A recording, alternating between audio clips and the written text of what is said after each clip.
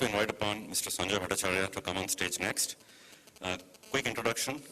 Mr. Bhattacharya is the founder partner of Fortuna Capital that manages the hedge fund Aristos based out of Mauritius. Prior to this, he was the head of Indian public equity investing at New Vernon Capital. His earlier stints include key positions such as CIO of HDFC Asset Management, head of equity research at UBS Warburg, and as a credit analyst at ICRA and CRISA. Mr. Bhattacharya. What is value investing about? You're buying a business. And you can have a great business. If you pay a great price to buy a great business, rarely do you make money.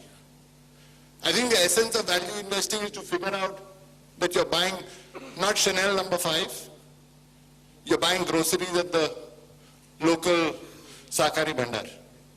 If you keep that in mind, I mean, it's that simple. You know, you're looking for bargains. There's no fancy footwork here. All of us in our daily lives, we love bargains. The stock market is the only place in the world as the price goes up, the appetite goes up. Rest of the world, economics teaches us, price comes down, demand goes up. Stock market, price goes up, demand goes up. So it's bizarre. And then there's, since people have decided to use quotations from famous people, I thought I'd follow in their footsteps. So I think Benjamin Grant's most famous quote is here. No one seems to remember this anymore, interestingly. In the modern era, this has gone completely out of fashion. This is a very important distinction. Because as opposed to investing, there's something else that all of us do every day. You know what that's called? It's called speculation. We mistake this with investing. So, investing this is really important, and all investing according to me is value investing. Because what do? You put 1 rupee today in the hope that after adjusting for inflation, at a future point in time, that 1 rupee is more than what it's worth today, what you're putting in today. So by that definition, everything is value investing. There's no investing which is non-value. These are semantic differences. But investing, which is the important thing to understand, which is what we're hopefully engaged in, is an operation which, upon thorough analysis, promises safety of principle. So when they introduced me, they said I was a credit analyst. It obviously had a deep influence on my life. 7 years as a rating analyst. So the safety of principle is paramount in my head. And then next and secondary, and a satisfactory return. So that's number 2. And following from that, obviously, unlike a lot of people who are modern day avatars of thematic approaches, top-down investing, you know, the fancy footwork which is pretty difficult to do in real life, to me, price determines value.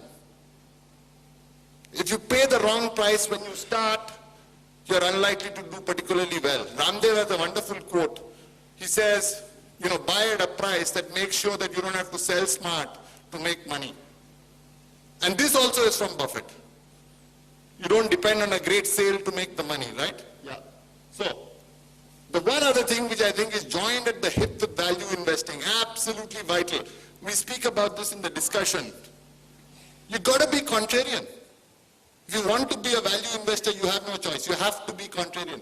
Because pessimism is fundamental. Cynicism, skepticism, pessimism is fundamental to being a good value investor.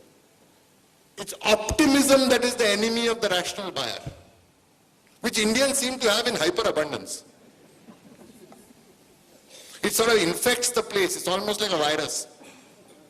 Which is why, when you think about it, India hasn't yet produced, in my opinion, of course we have a short history, but we don't have the equivalent of a Buffett in this country. We have some guys who are close, but we haven't quite got there. Because I think we're just overwhelmed by optimism.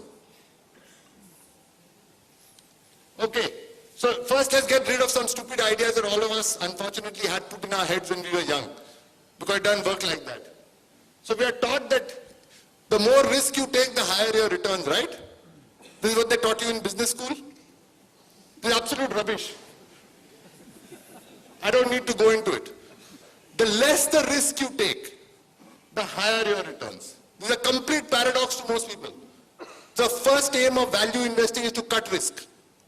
which goes hand in hand with the idea of the safety of principle. So, preservation of capital, call it what you will. So, lower risk leads to higher returns. Then there's this other wonderful idea, Bhav Bhagwan. This is a wonderful theory, particularly popular in this room. And like a lot of myths, it's absolute bullshit. Because markets are not efficient all the time. They are efficient most of the time. They are efficient 85, 90, 95% of the time. The truth is how a stock price is set. So information is available, thanks to the internet, it's available to all at the same time. But how is that information processed? The information is processed by the human mind. And the human mind is not rational. You got to develop the mindset. Mentally, you got to become prepared to think of yourself as being a value investor. And what does that encompass? One, figure out what kind of approach to investing you're comfortable with.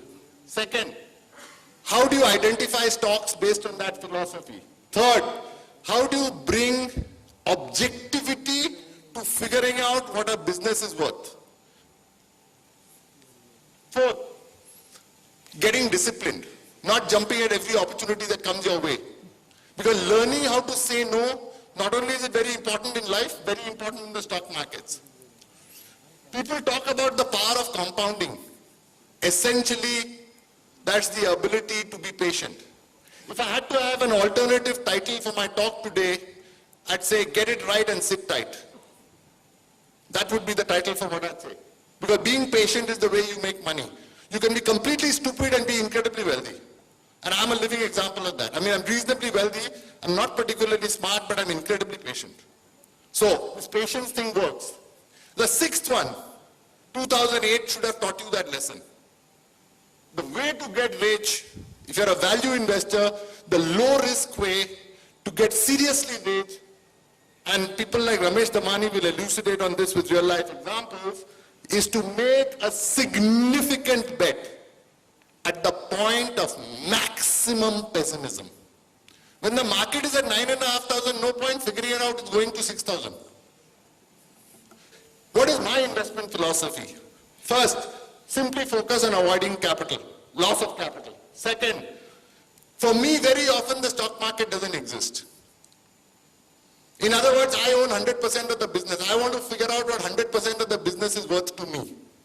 Because if I can figure out what 100% of the business is worth and buy it at a price less than that, I'm happy. Third, the stock market doesn't tell you when to buy or sell. It's just there to help you to make money. That's why they have quotations every day. But quotations don't tell you that you should be buying now or selling now. Fourth, you better buy at a sensible price, because if you don't, when things go wrong, you'll panic and you won't be patient, and all the foibles of human character will come into play. And then the last one is the most important one. Many people don't understand it. But I can assure you this. The only way to go broke, no matter how smart you are, is to take on leverage. I could have put 5 letters out there. G-R-E-E-D, greed. Leverage equal to greed. Those who get greedy will never get rich. Bulls make money, bears make money, pigs make money, but greedy people don't make money. Okay, so you got to find a way to implement your philosophy, so here's mine. A public opinion is no substitute for thought. Again, from my favorite. Doesn't matter what the world thinks.